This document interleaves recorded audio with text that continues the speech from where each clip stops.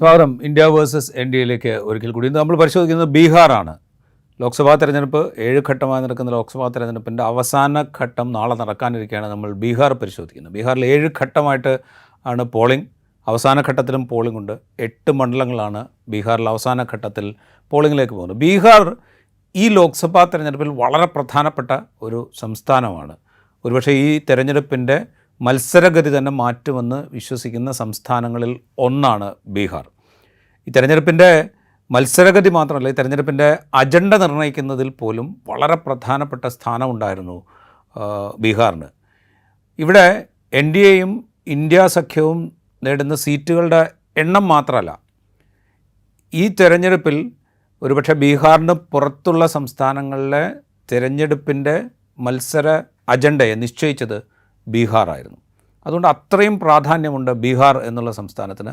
അത് ഈ തെരഞ്ഞെടുപ്പിൽ മാത്രമല്ല, ഒരുപക്ഷെ സ്വാതന്ത്ര്യ സമര കാലത്തെ ഗതി മാറ്റുന്നതിൽ നിർണായക പങ്കുവഹിച്ചിട്ടുണ്ട് ബീഹാർ എന്ന് പറയുന്ന പ്രദേശം. സ്വാതന്ത്ര്യാനന്തരം ഇന്ത്യൻ രാഷ്ട്രീയത്തെ മാറ്റിമറിക്കുന്നതിൽ വലിയ പങ്ക് വഹിച്ചിട്ടുണ്ട് ബീഹാർ. ഈ തെരഞ്ഞെടുപ്പിലും അതേ തരത്തിലുള്ളൊരു പങ്കിലേക്ക് ബീഹാർ എത്തുമോ എന്നുള്ള ചോദ്യം ഈ ലോക്സഭാ തെരഞ്ഞെടുപ്പ് അവസാനിക്കുമ്പോൾ അവശേഷിക്കുന്നുണ്ട്. നമുക്കാദ്യം 2024 ബീഹാറിലെ മത്സരചിത്രം എങ്ങനെയായിരുന്നു എന്നൊന്ന് നമുക്കൊന്ന് പരിശോധിച്ചിട്ട് പോകാം. NDAയിൽ BJP 17 സീറ്റിൽ, സഖ്യകക്ഷിയായ JDU 16 സീറ്റിൽ. JDU ആദ്യമായിട്ടാണ് ബീഹാറിൽ BJPയേക്കാൾ കുറഞ്ഞ സീറ്റിൽ ലോക്സഭയിലേക്ക് മത്സരിക്കുന്നത്. മറ്റൊരു സഖ്യകക്ഷിയായ LJP രാംവിലാസ് 5 സീറ്റിൽ, HAM 1 സീറ്റിൽ, RLM 1 സീറ്റിൽ. ഇതാണ് NDAയുടെ സീറ്റ് വിഭജനം ഉണ്ടായിരുന്നത്. ഇന്ത്യ സഖ്യം അവിടെ മഹാസഖ്യമാണ്. RJD 23 സീറ്റിൽ മത്സരിക്കുന്നു, കോൺഗ്രസ് 9 സീറ്റിൽ, CPI-ML 3 സീറ്റിൽ, വികാസ്ശീൽ ഇൻസാൻ പാർട്ടി 3 സീറ്റിൽ, CPI 1 സീറ്റിൽ, CPM 1 സീറ്റിൽ. ഇതിന് പുറത്ത് മത്സരിക്കുന്നത് ഏറ്റവും പ്രധാനപ്പെട്ട കക്ഷി എന്ന് പറയുന്നത് AIMIM ആണ്. അവരവിടെ 11 സീറ്റിൽ മത്സരിക്കുന്നുണ്ട്. 2024 മത്സരചിത്രം ഇങ്ങനെയായിരുന്നുവെങ്കിൽ 2019ലെയും 2014ലെയൊക്കെ ഫലം എങ്ങനെയായിരുന്നു എന്നുകൂടി നമുക്ക് പരിശോധിച്ചിട്ട് ഈ മത്സരചിത്രത്തിലേക്ക്, ഈ മത്സരരംഗത്ത് എന്തൊക്കെ സംഭവിച്ചു എന്നുള്ളതിലേക്ക് വരാം. 2019 NDA വലിയ വിജയമാണ് ബീഹാറിൽ നേടിയത്. BJP 17 സീറ്റിൽ, JDU 16 സീറ്റിൽ, LJP 6 സീറ്റിൽ. ആകെയുള്ള 40 സീറ്റിൽ 39 സീറ്റും NDA നേടി. UPAയുടെ ഭാഗമായിട്ട് മത്സരിച്ച കോൺഗ്രസ് 1 സീറ്റിൽ മാത്രമാണ് കോൺഗ്രസിന് വിജയിക്കാൻ സാധിച്ചത്. RJDക്കാകട്ടെ ഒരൊറ്റ സീറ്റിൽ പോലും വിജയിക്കാൻ സാധിച്ചില്ല. NDA സഖ്യത്തിന് 53% വോട്ട് ലഭിച്ചപ്പോൾ UPA സഖ്യത്തിന് ലഭിച്ചത് ഏതാണ്ട് 31% വോട്ടായിരുന്നു. 2014 ഏതാണ്ട് ഇതേ സ്ഥിതി തന്നെയായിരുന്നു. ആ കുറി NDAയിൽ JDU ഉണ്ടായിരുന്നില്ല. പക്ഷേ BJP ഒറ്റയ്ക്ക് 22 സീറ്റിൽ ജയിച്ചു. സഖ്യകക്ഷിയായിരുന്ന LJP 6 സീറ്റിൽ, രാഷ്ട്രീയ ലോക് സമതാ പാർട്ടി 3 സീറ്റിൽ. അതായിരുന്നു NDAയുടെ 2014 നേട്ടം. അക്കുറി UPAയ്ക്ക് RJD 4 സീറ്റിൽ ജയിച്ചു, കോൺഗ്രസ് 2 സീറ്റിൽ ജയിച്ചു, NCP 1 സീറ്റിൽ ജയിച്ചു. ജനതാദൾ യുണൈറ്റഡ് ജയിച്ചത് 2 സീറ്റിൽ മാത്രമായിരുന്നു. അപ്പോൾ ഇതായിരുന്നു 2014ലെയും 2019ലെയും തെരഞ്ഞെടുപ്പ് ഫലത്തിൻ്റെ കണക്ക്. ഇതിലെന്ത് മാറ്റമാണ് 2024 വരാൻ പോകുന്നത് എന്നുള്ളതാണ് ഏറ്റവും പ്രധാനപ്പെട്ട കാര്യം. തേജസ്വി യാദവിൻ്റെ നേതൃത്വത്തിൽ RJD നേതൃത്വം നൽകുന്ന മഹാസഖ്യം വലിയ പ്രചരണം നടത്തിയിരുന്നു. JDU BJP അടങ്ങുന്ന രാംവിലാസ് പാസ്വാൻ, LJP രാംവിലാസ് പാസ്വാൻ എല്ലാം അടങ്ങുന്ന NDAയ്ക്ക് വേണ്ടി പ്രധാനമന്ത്രി നരേന്ദ്രമോദി പലകുറി ബീഹാറിൽ പ്രചരണം നടത്തി, അമിത്ഷാ പ്രചരണം നടത്തി, നിതീഷ് കുമാർ സംസ്ഥാന വ്യാപകമായിട്ട് പര്യടനം നടത്തി. അപ്പോൾ ശക്തമായ മത്സരം ബീഹാറിൽ ഉണ്ടായിരുന്നു. ഈ മത്സരത്തിനപ്പുറത്ത് ബീഹാറിനെ ഇക്കുറി ശ്രദ്ധേയമാക്കുന്നത് അവിടെ ഒരു ജാതി സെൻസസ് നടക്കുകയും അതിൻ്റെ കണക്കുകൾ പ്രസിദ്ധപ്പെടുത്തുകയും ചെയ്തു എന്നാണ്. ജാതി സെൻസസിൽ മറ്റു പിന്നോക്ക വിഭാഗങ്ങളിൽ പെടുന്ന ജാതി വിഭാഗങ്ങൾ എത്ര ജനസംഖ്യയിൽ എത്രത്തോളമുണ്ട്, അവരുടെ കണക്ക് എത്രത്തോളമാണ് എന്നുള്ള കൃത്യമായ വിവരങ്ങൾ ജാതി സെൻസസിന് ശേഷം ബീഹാറിൽ പരസ്യപ്പെടുത്തിയിരുന്നു. ഈ ജാതി സെൻസസ് നടക്കുമ്പോൾ നിതീഷ് കുമാറിൻ്റെ നേതൃത്വത്തിൽ JDU, RJD, കോൺഗ്രസ് സഖ്യ സർക്കാരായിരുന്നു അധികാരത്തിൽ. പിന്നെ നിതീഷ് കുമാറിൻ്റെ നേതൃത്വത്തിൽ JDU സഖ്യം വിട്ട് BJPക്കൊപ്പം ചേർന്ന് അദ്ദേഹം മുഖ്യമന്ത്രി സ്ഥാനത്ത് തുടരുകയാണ് ചെയ്തത്. ഈ ജാതി സെൻസസ് പിന്നീട് ദേശീയ തലത്തിൽ പ്രചാരണ വിഷയമാക്കാൻ കോൺഗ്രസിൻ്റെ നേതൃത്വത്തിൽ ഇന്ത്യ സഖ്യം ശ്രമിച്ചിരുന്നു. ഈ തെരഞ്ഞെടുപ്പിൽ ജാതി സെൻസസ് എന്നത് ഏത് വിധത്തിലാണ് ബീഹാറിൽ പ്രതിഫലിക്കുക, അതിൻ്റെ ആനുകൂല്യം കൂടുതലായി RJD കോൺഗ്രസ് ഇടത് സഖ്യത്തിന് കിട്ടാൻ ഇടയുണ്ടോ? ഇത് പരിശോധിച്ചുകൊണ്ട് നമുക്ക് ബീഹാറിലെ തെരഞ്ഞെടുപ്പ് ചിത്രം അതിൻ്റെ വിശദാംശങ്ങളിലേക്ക് കടക്കാം. നമുക്കൊപ്പം ഉള്ളത് രാജ്യത്ത് തന്നെ ഏറ്റവും സീനിയർ ജേർണലിസ്റ്റുകളിൽ ഒരാളായ വെങ്കടേഷ് രാമകൃഷ്ണനാണ്. ദ ഇടത്തിൻ്റെ മാനേജിംഗ് എഡിറ്റർ കൂടിയാണ് അദ്ദേഹം. എന്ത് തോന്നുന്നു, ഈ തെരഞ്ഞെടുപ്പിൽ ഈ ജാതി സെൻസസ് നടത്തുകയും അതിൻ്റെ വിവരങ്ങൾ പുറത്തുവിടുകയും ചെയ്ത് ബീഹാറിലെ ഈ ലോക്സഭാ തെരഞ്ഞെടുപ്പിനെ വളരെ നിർണായകമായി സ്വാധീനിക്കാനിടയുള്ള ഒരു ഘടകമാണോ? ഇന്ത്യയിലെ എല്ലാ സംസ്ഥാനങ്ങളിലും, പ്രത്യേകിച്ച് ഉത്തരേന്ത്യൻ സംസ്ഥാനങ്ങളിൽ ജാതി എല്ലാ സമയത്തും തെരഞ്ഞെടുപ്പിൻ്റെ പ്രധാനപ്പെട്ട ഒരു ഘടകമാണ്. പ്രത്യേകിച്ചും ബീഹാറിൽ അതിൻ്റെ സ്വാധീനം വളരെ കൂടുതലാണ്. അതായത് ഈ ജാതി രാഷ്ട്രീയം എന്ന് പറയുന്ന, പ്രത്യേകിച്ച് പിന്നോക്ക ജാതി രാഷ്ട്രീയം എന്ന് പറയുന്ന ആ ഒരു ഘടകത്തിന് വലിയ പ്രാധാന്യമുള്ള ഒരു സ്ഥലമാണ് ബീഹാർ. ഈ മണ്ഡൽ കമ്മീഷൻ റിപ്പോർട്ട് പോലെയുള്ള റിപ്പോർട്ടുകൾ ഏറ്റവും കൂടുതൽ സ്വാധീനമുണ്ടാക്കിയിട്ടുള്ള സംസ്ഥാനമാണ് ബീഹാർ. അപ്പം അതുകൊണ്ട് തന്നെ ഈ ആദ്യത്തെ ജാതി സെൻസസ് ബീഹാറിൽ നടത്തുന്നതിൽ വലിയ അത്ഭുതമൊന്നും കാണേണ്ട കാര്യമില്ല. അതുകൊണ്ട് ജാതി സെൻസസ്, പ്രത്യേകിച്ചും ഈ ജാതി സെൻസസിൻ്റെ ഭാഗമായി വന്നിട്ടുള്ള കണക്കുകൾ, അത് വളരെ പ്രധാനപ്പെട്ട ഒരു ഘടകം തന്നെയാണ് ബീഹാറിൽ.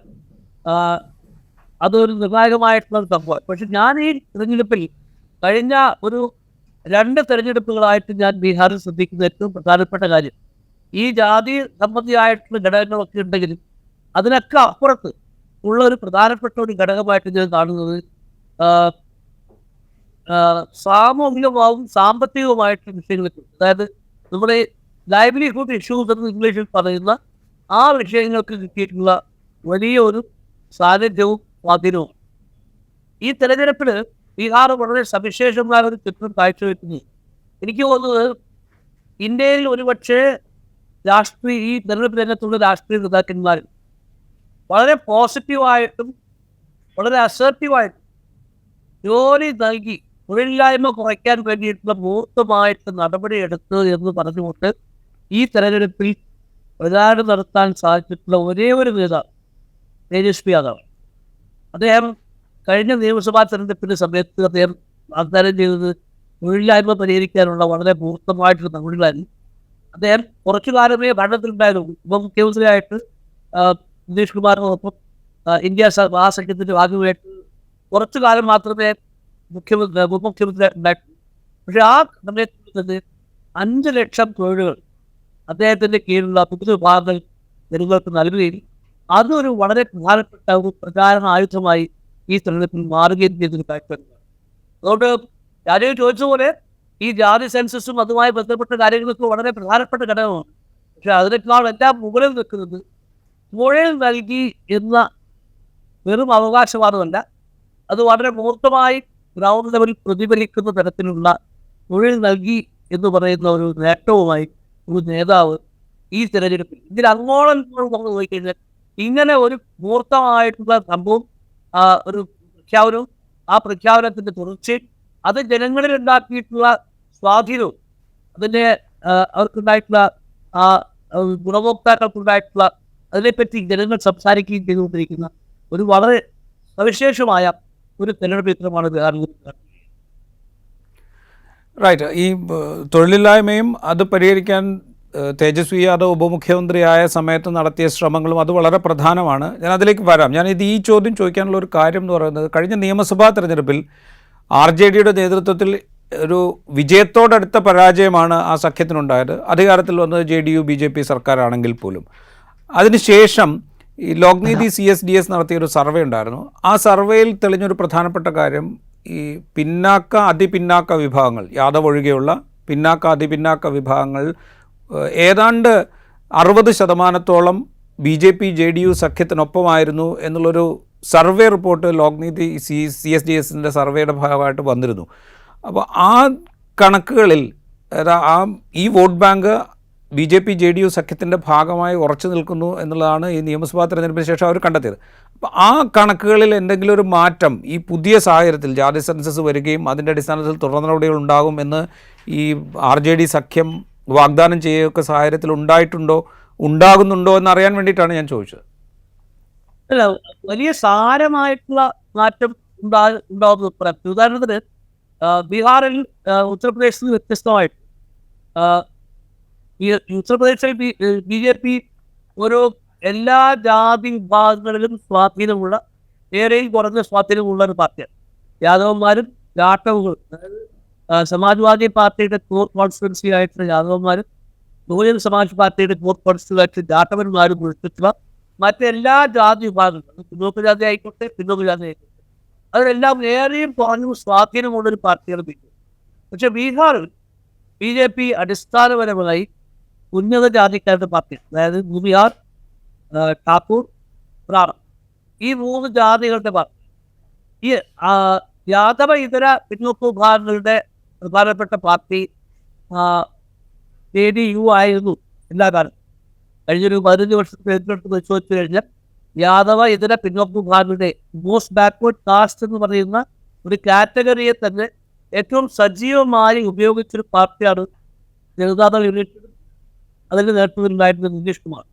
നിതീഷ് കുമാറാണ് ഈ ഒരു സ്ട്രാറ്റജി തന്നെ ഉണ്ടാക്കുന്നത്. ഈ അതിപിച്ചറ എന്ന് പറയുന്ന ഒരു വിഭാഗത്തിൻ്റെ സ്വാധീനം ഉണ്ടാക്കാനും അതിനെ ഒരു പ്രധാനപ്പെട്ട ഒരു പൊളിറ്റിക്കൽ കോൺസ്റ്റിറ്റ്യുവൻസിയാക്കി മാറ്റാനും വേണ്ടിയിട്ട് സാധിച്ചത് നിതീഷ് കുമാറിന്.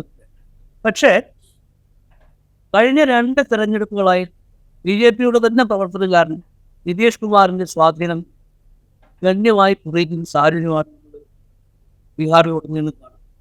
ഒരുപക്ഷെ ഈ തെരഞ്ഞെടുപ്പ് കഴിഞ്ഞാൽ തീർത്തും നിഷ്പ്രഭനായി തീരാനുള്ള, ഒരുപക്ഷെ ഒരു പൊളിറ്റിക്കൽ നോൺ എൻറ്റിറ്റി ആയിട്ട് തന്നെ മാറാൻ സാധ്യതയുണ്ടാവുന്നത് നിതീഷ് കുമാർ ആണെന്നാണ് എൻ്റെ ഒരു വിവരം. അപ്പോൾ ഈ ഒരു പാർട്ടിക്ക് പൊതുവിലുണ്ടായിട്ടുള്ള ക്ഷീണം, പാർട്ടിയുടെ പലതരം മലക്കം മറച്ചുകൾ നിതീഷ് കുമാർ തന്നെ നടത്തിയിട്ടുള്ള, എല്ലാ സമയത്തും മുഖ്യമന്ത്രി പദത്തിൽ തന്നെ ഉറങ്ങുന്നുണ്ട്, പക്ഷേ നടത്തിയിട്ടുള്ള ഈ മലക്കം മറച്ചുകൾ അതെല്ലാം വലിയ രീതിയിൽ അദ്ദേഹത്തിൻ്റെ രാഷ്ട്രീയ കോൺസ്റ്റിറ്റ്യുവൻസിയെ, പൊളിറ്റിക്കൽ കോൺസ്റ്റിറ്റ്യുവൻസിയെ ബാധിക്കുന്ന ഒരു കാഴ്ചയുണ്ട്. അപ്പോൾ ഈ ജാതി സെൻസസ് കൂടെ വന്നത് ഇപ്പോൾ നിതീഷ് കുമാർ അതിൻ്റെ ഉത്തരവാദിത്വം പൂർണ്ണമായിട്ടും അയാൾ എന്ന് പറഞ്ഞുകൊണ്ട് ഏറ്റെടുക്കാൻ വേണ്ടി ശ്രമിക്കുന്നു. പക്ഷേ അത് സാധാരണ ജനങ്ങൾക്കിടയിൽ വലിയ രീതിയിൽ വിലക്കുപോകാത്ത ഒരു പ്രചാരണമാണ്. തീർച്ചയായും അവർക്കെല്ലാം അറിയാം, ഇതിൻ്റെ എല്ലാം സൂത്രധാരൻ എന്ന് പറയുന്ന ആള് തേജസ്വി യാദവിൻ്റെ പാർട്ടിയുമാണ് എന്നുള്ള കാര്യത്തിൽ സാധാരണ ജനങ്ങൾക്ക് വലിയ സംശയമൊന്നുമില്ല. ബിഹാറിൽ ചില ഭാഗങ്ങളിൽ നിന്ന് സാധാരണഗതിയിൽ സഞ്ചരിക്കുന്ന അത്രയും കൂടുതൽ ബിഹാറിൽ സഞ്ചരിക്കാൻ പറ്റിയിട്ടില്ല. എന്താ വെച്ചാൽ ഈ കൊടും ചൂട് കാരണം നമുക്ക് പല സ്ഥലങ്ങളിലേക്ക് എത്തിപ്പെടാൻ പറ്റാത്ത സാഹചര്യം ഉണ്ടായിരുന്നു. അതുകൊണ്ട് കുറച്ച് മാത്രമേ, അതായത് പറ്റ്നയും വാരണാസിക്കും പറ്റ്നയ്ക്കും ഇടയിലുള്ള കുറച്ച് ചില മണ്ഡലങ്ങളിൽ മാത്രമാണ് സഞ്ചരിക്കാൻ അവസരം കിട്ടിയത്. പക്ഷേ അതിൽ ജഗജീവൻ റാമിൻ്റെ ജഗജീവൻ റാം എന്ന് പറയുന്ന വലിയ ദളിത് നേതാവ്, കോൺഗ്രസിൻ്റെ നേതാവായിരുന്ന, പിന്നീട് കോൺഗ്രസിൽ നിന്ന് മാറി കോൺഗ്രസ് കൊണ്ട് ഡെമോക്രസിയൊക്കെ ഉണ്ടാവുകയും ജനതാ പാർട്ടിയിൽ ചെയ്യുന്ന ജഗജീവൻ റാം, മീരാകുമാറിൻ്റെ അച്ഛനായിരുന്നു. അദ്ദേഹത്തിൻ്റെ പരമ്പരാഗതമായ സസറാമിൻ്റെ എത്തുകയുണ്ടായി. സസറാമിലും ഇതുപോലെ വലിയ രീതിയിൽ ദളിതരും പിന്നോക്ക ജാതി വിഭാഗത്തിലുള്ള സ്ഥലമാണ്. അപ്പോൾ അവിടെയൊക്കെ ഈ കേൾക്കുന്ന ഈ ജാതി സെൻസസിൻ്റെ ക്രെഡിറ്റ് ആർക്കാണ് എന്ന് ചോദിക്കുന്ന മറുപടി അത് തേജസ്വി യാദവിനാണ് എന്നുള്ളതാണ് ഗ്രൂപ്പിലെത്തുന്ന മറുപടി. അപ്പോൾ ഇത് ഒരു ചെറിയ, ഞാൻ പറഞ്ഞത് വളരെ വലിയ രീതിയിലുള്ള വലിയ ഒഴുക്കുണ്ടായിട്ടുമില്ല. പക്ഷേ നാമമാത്രമായിട്ടുള്ള ഒരു ഇടിവ് NDAയിൽ നിന്ന് ഉണ്ടാവുകയും അത് ഇന്ത്യ സഖ്യത്തിന് അനുകൂലമാകുകയും പ്രത്യേകിച്ച് തേജസ്വി യാദവിന് അനുകൂലമാകുകയും അതിൻ്റെ ഒരു ചെറിയ വ്യത്യാസമാണ് നമ്മൾ കാണുന്നത്. അതുകൊണ്ട് തന്നെ ഈ സീറ്റ് നിലയിൽ ഇപ്പോൾ കഴിഞ്ഞ പ്രാവശ്യം ഒരു സീറ്റ് ഒഴിച്ച് ബാക്കി എല്ലാ സീറ്റും NDA ജയിച്ചിട്ടുള്ള സംസ്ഥാനമാണ്. ആ സീറ്റ് നിലയിൽ വളരെ വലിയ രീതിയിലുള്ള, കർണാടകത്തിലൊക്കെ നമ്മൾ പറയുന്ന തരത്തിലുള്ള 2 സീറ്റിൻ്റെ കുറവിൽ നിന്ന് 50-50 ഇന്ത്യ സഖ്യത്തിൽ എത്തുന്ന സാഹചര്യം അത് ബീഹാറിൽ കാണുന്നില്ല എന്നുള്ളതാണ്. സീറ്റിൻ്റെ കണക്കുകളിലേക്ക് നമുക്ക് പിന്നെ വരാം. പക്ഷേ ഇതാണ് ഒരു പൊതുചിത്രം. അത് താങ്കൾ ചോദിച്ച ചോദ്യത്തിനുള്ള മറുപടി ഇതാണ്. ഈ ജാതി സംവരണം നടത്തുകയും അതിൻ്റെ ഫലങ്ങൾ പുറത്തുവിടുകയും അത് ഭരണത്തിൻ്റെ വ്യത്യസ്തമായ തലങ്ങളിൽ പ്രതിഫലിക്കുകയും ചെയ്യും എന്നുള്ള ആ ഒരു വാഗ്ദാനം, ആ ഒരു പറച്ചിൽ, അത്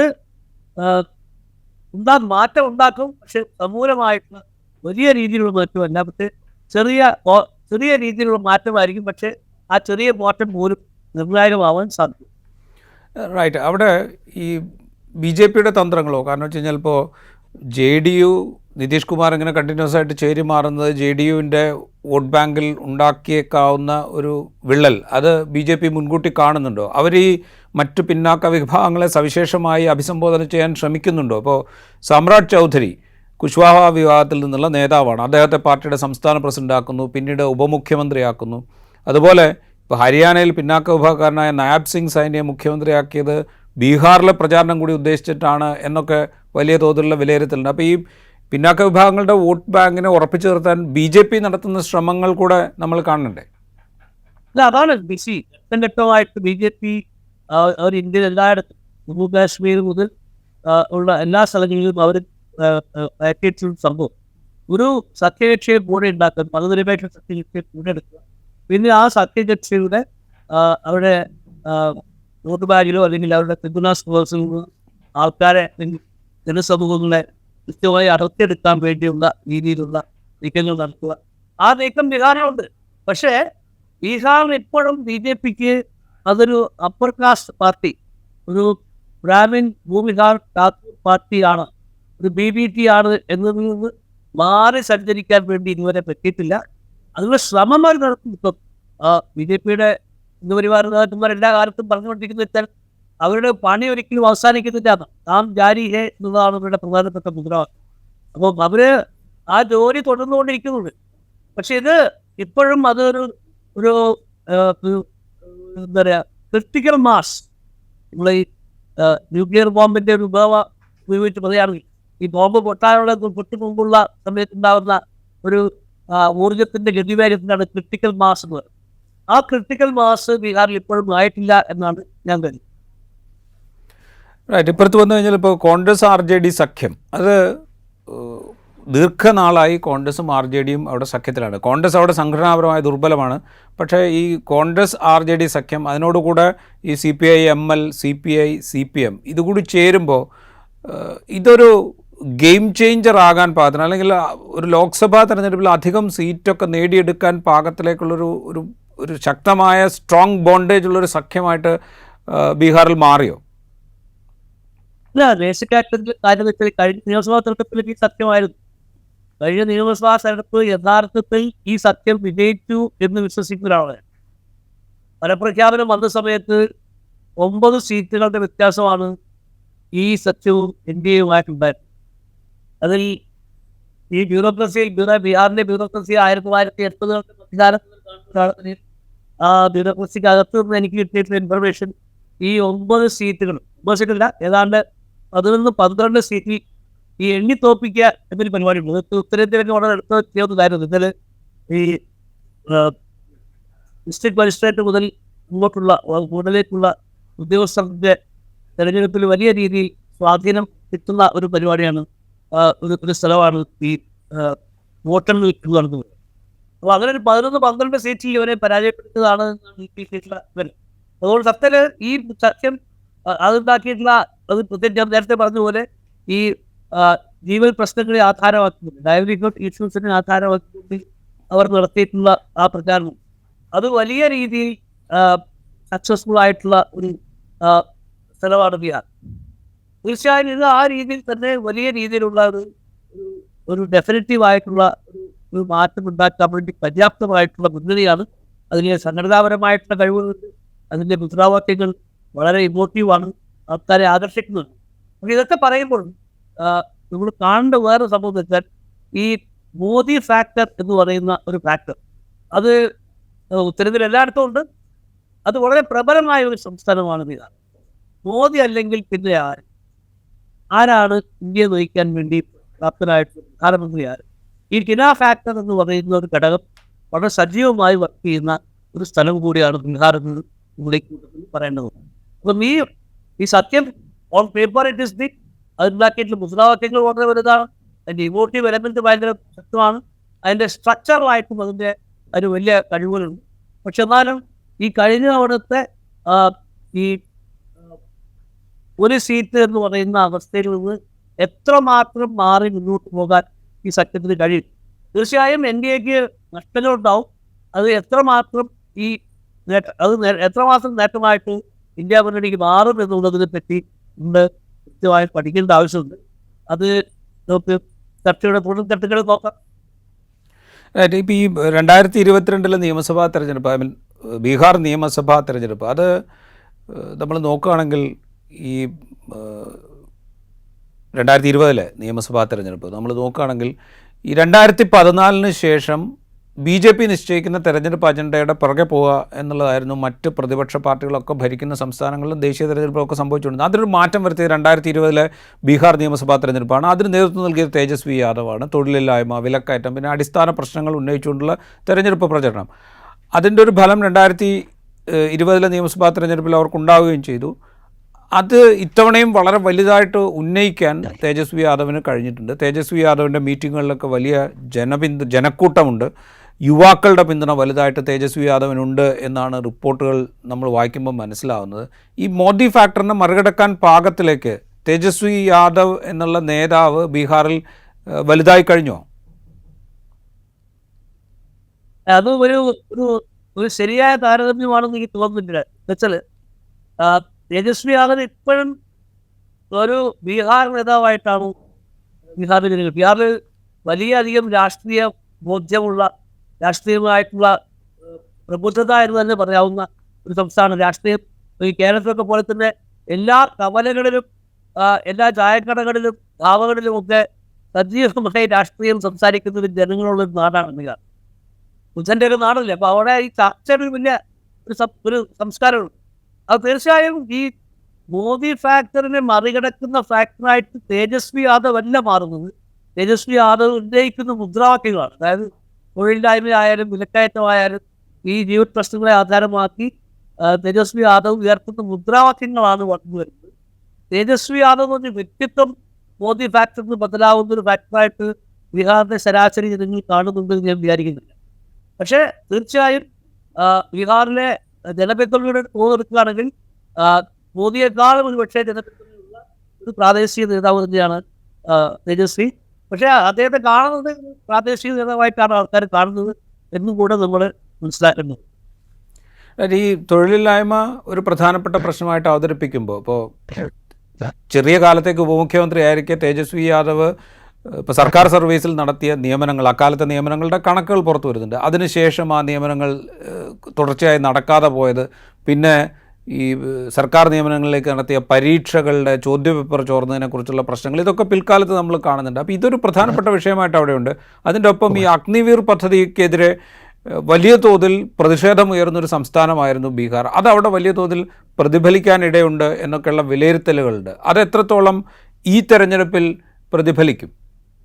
ഈ തെരഞ്ഞെടുപ്പ് തന്നെയാണ് പ്രതികരിക്കുക. വളരെ വ്യക്തമായിട്ടും ഈ അഗ്നിവീർ പദ്ധതിക്കെതിരായിട്ട് ഉത്തരേന്ത്യയിലെ 4 സംസ്ഥാനങ്ങൾ, അതായത് ഉത്തർപ്രദേശ്, ബീഹാർ, രാജസ്ഥാൻ, പഞ്ചാബ്, 5 സംസ്ഥാനങ്ങൾ, ഹരിയാന, ഈ 5 സംസ്ഥാനങ്ങളും ഈ വലിയ രീതിയിൽ സാധാരണക്കാരായിട്ടുള്ള ചെറുപ്പക്കാർ തൊഴിലിന് വേണ്ടി അവർ തിരഞ്ഞെടുക്കുന്ന ഒരു മേഖലയാണ് പട്ടാളം, സൈനിക സർവീസ്. അവിടെ ഈ അഗ്നിവീർ പദ്ധതി ഒരു വലിയ പ്രശ്നമാണ്, സംശയമില്ല. ഇപ്പോൾ കഴിഞ്ഞ നിയമസഭാ തെരഞ്ഞെടുപ്പിൽ ഹിമാചൽ പ്രദേശിൽ കോൺഗ്രസ് ഏറ്റവും പ്രധാനപ്പെട്ട മുദ്രാവാക്യങ്ങളായിട്ട് ഉയർത്തിക്കൊണ്ടുന്നത് ഈ അഗ്നിവീർ പദ്ധതിക്കെതിരായിട്ടുള്ള വികാരമായിരുന്നു. അപ്പോൾ തീർച്ചയായും ഇത്തരം എല്ലാ പ്രശ്നങ്ങളിലും NDAക്ക് വലിയ തിരിച്ചടി കിട്ടുന്ന ഒരു കാഴ്ചയാണ് ഉത്തരേന്ത്യയിൽ ഉടനീളം കാണുന്നു. അത് വളരെ പ്രകടമാവുന്ന ഒരു സ്ഥലമാണ് ഇത് പറയുമ്പോൾ ഇപ്പോൾ തൊഴിലില്ലായ്മ, വിലക്കയറ്റം, ജനജീവിതത്തെ ബാധിക്കുന്ന പ്രശ്നങ്ങൾ, ഇതൊക്കെ തെരഞ്ഞെടുപ്പിൽ ഉയർത്തിക്കൊണ്ടുവരുമ്പോൾ BJPക്കും NDAക്കും അവരുടെ സംസ്ഥാന സർക്കാരിൻ്റെ വികസന നേട്ടങ്ങൾ നിരത്തി ഇതിനെ പ്രതിരോധിക്കാൻ സാധിച്ചിട്ടുണ്ടോ ബീഹാറിൽ? ഈ മോദി ഫാക്ടർ എന്ന് പറയുന്നൊരു ഘടകം അത് എത്രത്തോളം ഈ പറയുന്ന പ്രതിപക്ഷത്തിൻ്റെ അല്ലെങ്കിൽ മഹാസഖ്യത്തിൻ്റെ പ്രചരണത്തെ മറികടന്നുകൊണ്ട് ഒരു തെരഞ്ഞെടുപ്പ് വിജയം നേടാൻ സഹായിക്കും ഈ മോദി ഫാക്ടർ എന്ന് പറയുന്ന ഘടകം? നമ്മൾ ഒരു ബൈനറി ആയിട്ട് ഇതിനെ കാണാൻ പറ്റും. ഇതിൽ ഏത് ഫാക്ടറാണ് വിജയിക്കുക, ഏത് ഫാക്ടറാണ് വിജയിക്കാതിരിക്കുക എന്ന് കാണാം. ബേസിക്കായിട്ട് എനിക്ക് തോന്നുന്നത് ഇതിൻ്റെ തോത് എന്താണ്. On a scale of 10 Modi ഫാക്ടറിൻ്റെ സ്വാധീനം എന്താണ്? ഓൺ എ സ്കെയിൽ ഓഫ് 10 തൊഴിലില്ലായ്മ, ജീവിത പ്രശ്നങ്ങൾ, അത് ഉന്നയിച്ചിട്ടുള്ള പ്രചാരണത്തിൻ്റെ സ്വാധീനം എന്താണ്? On a scale of 10 Agniveer പദ്ധതിയുടെ സ്വാധീനം എന്താണ്? ഇങ്ങനെ കാണാനേ പറ്റുകയും. അപ്പോൾ ഞാനിപ്പോൾ കാണുന്നത് ഒരു കണക്കെടുത്ത് ഒരു രാഷ്ട്രീയ നിരീക്ഷകൻ്റെ ഒരു അനുമാനം പറയുകയാണെങ്കിൽ എനിക്ക് തോന്നുന്നത് മോദി ഫാക്ടർ ഇപ്പോഴും ബീഹാറിൽ, ഉത്തരേന്ത്യയിൽ പല ഭാഗങ്ങളിലും ഒരു 10 എന്ന് പറയുന്ന ഒരു 10 ഘടകങ്ങളുള്ള ഒരു സംഭവം ആണ് നമ്മൾ പരിശോധിക്കുന്നത്. അതിൽ മോദി ഫാക്ടർ എന്ന് പറയുന്നത് 4 മാർക്ക് നേടുന്ന ഒരു ഫാക്ടർ. 10ൽ 4 ഭാഗമായി, അതിന് 10ൽ 10 ഭാഗമായിട്ട് നമ്മൾ രാഷ്ട്രീയത്തിലെ സ്വാധീനിക്കുന്ന പ്രശ്നങ്ങളെ പരിശോധിക്കുകയാണെങ്കിൽ അതിൽ 4 ഭാഗം സ്വാധീനിക്കുന്ന അല്ലെങ്കിൽ 4 മാർക്ക് വരെ നേടുന്ന ഒരു ഫാക്ടറാണ് മോദി ഫാക്ടർ. സമാനമായ രീതിയിൽ തൊഴിലില്ലായ്മ എന്നുള്ളതും സമാനമായ രീതിയിൽ ഞാൻ കണക്കാക്കുന്നത് ഒരു 5 മാർക്ക് വരെ നേടുന്ന ഒരു ഫാക്ടറാണ്. സമാനമായ രീതിയിൽ ഈ പറഞ്ഞ നമ്മുടെ ഓരോ ഘടകങ്ങളായിട്ട് എടുത്ത് പരിശോധിക്കുകയാണെങ്കിൽ ഏറെയും കുറഞ്ഞുള്ള ഈ തരത്തിലുള്ള ഓരോ സ്കെയിൽ ഓഫ് 10 ഇത്രയും ബാധിക്കുന്ന ഫാക്ടേഴ്സ് ആയിട്ട് വേണം നമ്മളിതിനെ കാണാൻ വേണ്ടിയിട്ട്. അപ്പോൾ തീർച്ചയായും ഈ മോദി ഫാക്ടറിനെ മറികടക്കുന്ന ഒരു ഫാക്ടറാണോ തൊഴിലില്ലായ്മ ഫാക്ടർ വെച്ചാൽ ചില മേഖലകളിലാണ്, പ്രത്യേകിച്ചും യുവാക്കളുടെ ഇടയിലാണ്. എന്നുവെച്ചാൽ മോദി ഫാക്ടർ എന്ന് പറയുന്ന ഫാക്ടറിന് 10 വർഷത്തെ പഴക്കമുണ്ട്. ആ 10 വർഷത്തിൻ്റെ തൊഴിലില്ലായ്മ എന്ന് പറയുന്നത് 2 കോടി ജോലികൾ വാഗ്ദാനം ചെയ്തുകൊണ്ടാണ് മോദി അധികാരത്തിലെത്തിയത്. അത് യാതൊരു തരത്തിലും നീക്കവും ഉണ്ടായിട്ടില്ല എന്നുള്ളത് എല്ലാവർക്കും അറിയുന്നൊരു കാര്യമാണ്. അപ്പോൾ ഇതിൽ ഈ തേജസ്വി യാദവിൻ്റെ കാര്യത്തിൽ സംഭവിച്ചാൽ ചുരുങ്ങിയ കാലയളവിൽ അദ്ദേഹത്തിന് ഈ 5 ലക്ഷം സർക്കാർ സർവീസിലെ പുതിയ തൊഴിൽ ഉണ്ടാക്കാൻ പറ്റിയത് ഒരു പ്രധാനപ്പെട്ട ഘടകം തന്നെയാണ്.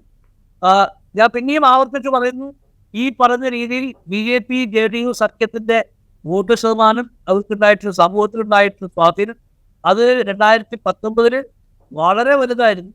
ആ വലിയ രീതിയിലുള്ള ആഴത്തുള്ള വേരോട്ടമുള്ള ഒരു സ്വാധീനമായിരുന്നു. അതിനെ എത്രമാത്രം ചിപ്പ് ചെയ്യാൻ, അത് എത്രമാത്രം കുറയ്ക്കാൻ ഈ പിശാര സഖ്യത്തിന് പറ്റിയിട്ടുണ്ട് എന്നുള്ളതാണ് പ്രധാനപ്പെട്ട ചോദ്യം.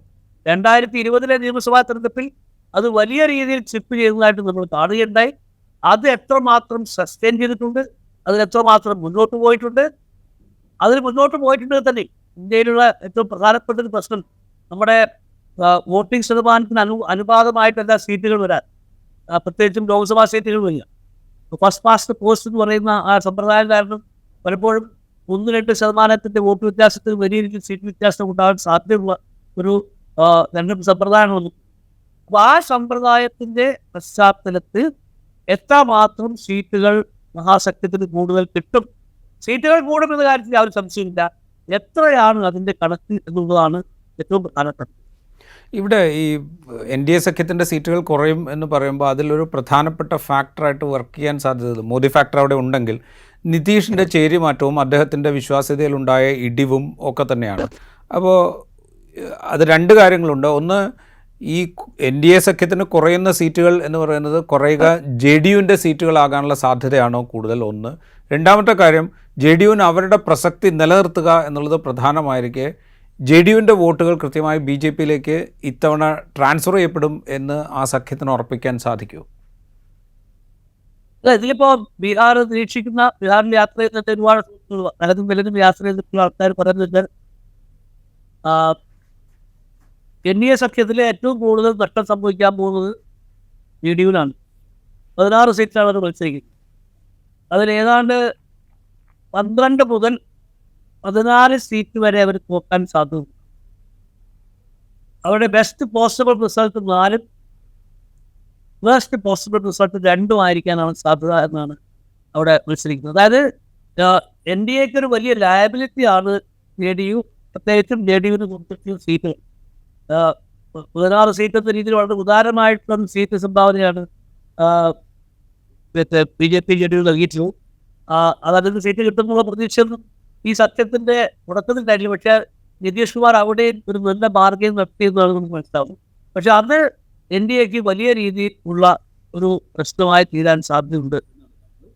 സമാനമായ രീതിയിൽ ഈ ലോക് ജനശക്തി പാർട്ടി, പാസ്വാന്റെ മകൻ നയിക്കുന്ന ലോക് ശക്തി പാർട്ടി, അവർക്കും കാര്യമായ തിരിച്ചടി കിട്ടാൻ സാധ്യതയുണ്ട് എന്നാണ് ഞാൻ മനസ്സിലാക്കുന്നത്.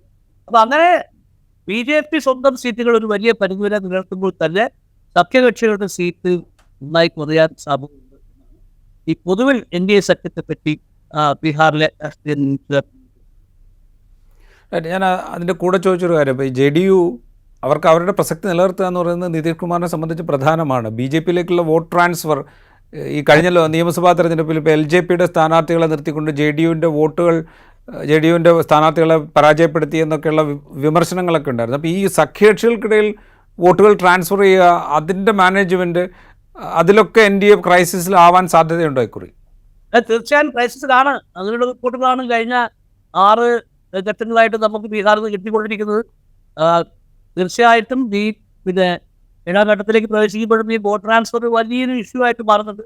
എന്ന് മാത്രമല്ല, ഈ വടക്കുംപറശ്ശിയുടെ രാജാവായിട്ടുള്ള നിതീഷ് കുമാറിന് ഈ തെരഞ്ഞെടുപ്പിൽ ഒരു തൂക്ക് ലോകസഭയ്ക്ക് ഉണ്ടാവുന്ന ഒരു സാഹചര്യം ഉണ്ടാവുകയാണെങ്കിൽ, BJPക്ക് ഒറ്റയ്ക്ക് 1 ലക്ഷം കിട്ടാതാവുന്ന ഒരു സാഹചര്യം ഉണ്ടാവുകയാണെങ്കിൽ, നിതീഷ് കുമാറിന് ഒരു മറ്റൊരു മലക്കും മറച്ചിൽ കൂടെ നിർത്താൻ വേണ്ടിയിട്ട് വലിയ വിഷമമൊന്നും ഉണ്ടാവില്ല എന്നാണ് ബീഹാറിലെ പൊതു സംസാരം. റൈറ്റ്. ഇപ്പോഴത്തെ ഇപ്പോൾ കഴിഞ്ഞ നിയമസഭാ തെരഞ്ഞെടുപ്പിൽ RJD നേതൃത്വം നൽകിയ മഹാസഖ്യത്തിന് ഭൂരിപക്ഷം ലഭിക്കാതിരുന്നതിൽ ഒരു കാരണമായിട്ട് ചൂണ്ടിക്കാണിക്കപ്പെട്ടിരുന്ന AMIMൻ്റെ സാന്നിധ്യമായിരുന്നു. അവർ 5 സീറ്റിൽ കഴിഞ്ഞ നിയമസഭാ തെരഞ്ഞെടുപ്പിൽ ജയിച്ചു. മുസ്ലിം മൈനോറിറ്റിയുടെ വോട്ട് സ്പ്ലിറ്റ് ചെയ്യിക്കുന്നതിൽ അവർ വിജയിച്ചു എന്നൊക്കെയുള്ള വിലയിരുത്തലുകളുണ്ടായിരുന്നു. ഇത്തവണ അവർ 11 സീറ്റിൽ മത്സരിക്കുന്നുണ്ട്. അസദുദ്ദീൻ ഉവൈസിയുടെ സാന്നിധ്യം അത് ഈ മുസ്ലിം ന്യൂനപക്ഷങ്ങളുടെ വോട്ട് ഭിന്നിക്കാൻ കാരണമാകുമോ? അത് ഈ RJD സഖ്യത്തിന്, മഹാസഖ്യത്തിന് വിനയാകാൻ സാധ്യതയുണ്ടോ? എനിക്ക് തോന്നുന്നു നിയമസഭാ തെരഞ്ഞെടുപ്പിൻ്റെ സാഹചര്യമായിട്ട് കുഴച്ചത് കാണാൻ പറ്റില്ല. എനിക്ക് തോന്നുന്നു ഉത്തരേന്ത്യയിലുടനീളം മതന്യൂനപക്ഷങ്ങൾ, പ്രത്യേകിച്ച് മുസ്ലിം ന്യൂനപക്ഷങ്ങൾ, അവർക്ക് വലിയ ക്ലാരിറ്റി ഉള്ളതായിട്ടാണ് ഞാൻ കാണുന്നത്. അവർക്ക് എന്താണ് അവരുടെ ദിശ, ഏത് രീതിയിലാണ് അവർ വോട്ട് ചെയ്യേണ്ടത്, എന്താണ് തെരഞ്ഞെടുപ്പ് കാലത്ത് അവർ അനുവർത്തിക്കേണ്ട ഒരു വികാരശീലങ്ങൾ എന്നുള്ള കാര്യങ്ങളൊക്കെ വളരെ കൃത്യമായി അളന്ന് പഠിച്ച രീതിയിൽ ആണ് മുസ്ലിം സമുദായം ഉത്തരേന്ത്യയിലുടനീളം പ്രവർത്തിച്ചുകൊണ്ടിരിക്കുന്നത്. ബീഹാറിൽ അതിൻ്റെ തുടർച്ച തന്നെയായിരിക്കും എന്നാണ് ഞാൻ. റൈറ്റ്. അവസാനമായിട്ട് ഇപ്പോൾ നമ്മൾ സംസാരിക്കുമ്പോൾ ജാതി ഒരു പ്രധാനപ്പെട്ട ഘടകമാണ്. തൊഴിലില്ലായ്മ, വിലക്കയറ്റം തുടങ്ങി ദൈനംദിന ജീവിതത്തെ ബാധിക്കുന്ന പ്രശ്നങ്ങൾ അവിടെ തെരഞ്ഞെടുപ്പ് പ്രചരണ രംഗത്ത് വലിയ ചർച്ചാ വിഷയമായതാണ്. മോദി ഫാക്ടർ ഒരു ഘടകമാണ്. തേജസ്വിയുടെ ജനപിന്തുണ മറ്റൊരു ഘടകമാണ്. നിതീഷ് കുമാറിൻ്റെ ചേരിമാറ്റങ്ങൾ അദ്ദേഹത്തിനും അദ്ദേഹത്തിൻ്റെ പാർട്ടിക്കും ഉണ്ടാക്കിയ വിശ്വാസ്യതാ നഷ്ടം മറ്റൊരു ഘടകമാണ്. ഇങ്ങനെ പല ഫാക്ടേഴ്സാണ് ബീഹാറിനെ നിശ്ചയിക്കാൻ പോകുന്നത്. ഈ അവസാനഘട്ട പോളിംഗ് നടക്കാനിരിക്കെ നമ്മൾ ബീഹാറിലെ 40 സീറ്റുകൾ എടുത്തു കഴിഞ്ഞാൽ ഈ NDAയ്ക്കും ഇന്ത്യ സഖ്യത്തിനും എത്ര അവകാശപ്പെടാൻ സാധിക്കും? ഇന്നലെയും കൂടെ നിങ്ങൾ ബീഹാറിൽ നിന്നുള്ള ഒരു 5-6 മാധ്യമപ്രവർത്തകരുടെ കൂടെ ഞാൻ സംസാരിച്ചുകൊണ്ടിരിക്കുകയായിരുന്നു. ഒരു ഗ്രൂപ്പ് വാട്സാപ്പ് കോൾ സംസാരിക്കുകയായിരുന്നു. അപ്പോൾ ഞങ്ങൾ അവസാനം എത്തിയിട്ടുള്ള ഒരു കണക്ക്, തീർച്ചയായും BJP അതിൻ്റെ മേൽക്കോയ്മ സ്വന്തം പാർട്ടി എന്ന നിലയിൽ നിലനിർത്തും.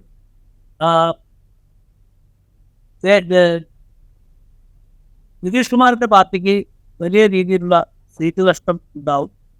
ഇങ്ങനെ എല്ലാ ഫാക്ടേഴ്സും കണക്കിലെടുത്തിട്ട് അവസാനം നമ്മൾ എത്തിയിട്ടുള്ള ഒരു ധാരണ, അതായത് 10 മുതൽ 15 സീറ്റ് വരെ ഇത്തവണ ഇന്ത്യ സഖ്യത്തിന് കിട്ടാൻ സാധ്യത. അത് 9 മുതൽ 15 വരെ എന്ന് പറയുന്ന ആൾക്കാരുണ്ട്. അതായത് ഈ 9 എന്നുള്ളതൊരു സിംഗിൾ ഡിജിറ്റും 10 എന്നുള്ള ഡബിൾ ഡിജിറ്റും, അതായത് ഡബിൾ ഡിജിറ്റിൽ എത്താൻ സാധ്യതയില്ല എന്ന് പറയുന്ന ആൾക്കാരുണ്ട്. എന്നാൽ ഡബിൾ ഡിജിറ്റിൻ്റെ ഒരു പ്രധാനപ്പെട്ട ആദ്യത്തെ 10 മുതൽ 20 വരെയുള്ള ഡബിൾ ഡിജിറ്റിൻ്റെ പ്രധാനപ്പെട്ട ഒരു സംഖ്യയായിട്ടുള്ള 15ലേക്ക് എത്തുമെന്ന് പറയുന്ന ആൾക്കാർ. പക്ഷേ BJP അതിൻ്റെതായിട്ടുള്ള സീറ്റുകൾ കൂടുതലായി റീറ്റെയിൻ ചെയ്യുന്ന ഒരു സാഹചര്യമാണ് ഉണ്ടാവുക.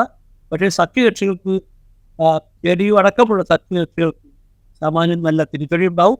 ആ തിരിച്ചടിയിൽ നിന്നായിരിക്കും ഇന്ത്യ സഖ്യം നേട്ടമുണ്ടാക്കുക എന്നതാണ്. ഏതൊരു സാഹചര്യത്തിലും ഒരു ക്ലീൻ സ്വീപ്പ് എന്ന് പറയുന്നത് ബീഹാറിൽ ഇത്തവണ സാധ്യതയില്ലാത്ത കാര്യം. സംശയമൊന്നുമില്ല, അക്കാര്യത്തിൽ ക്ലീൻ സ്വീപ്പ് ഇല്ല. റൈറ്റ്. അതാണ് ബീഹാറിലെ മത്സര ചിത്രം എന്ന് പറയുന്നത്. തിരഞ്ഞെടുപ്പ് അവസാന ഘട്ടത്തോട് അടുക്കുമ്പോൾ ബീഹാറിലൊരു ക്ലീൻ സ്വീപ്പിന് ഒരു സാധ്യതയുമില്ല. RJD നേതൃത്വം നൽകുന്ന ഇന്ത്യ സഖ്യം എത്ര സീറ്റ് നേട്ടമുണ്ടാക്കും എന്നുള്ളതായിരിക്കും ഒരുപക്ഷെ ബീഹാറിൽ നിന്ന് ഏറ്റവും കൗതുകകരമായിട്ട് നമുക്ക് കാത്തിരിക്കാവുന്ന കാര്യം.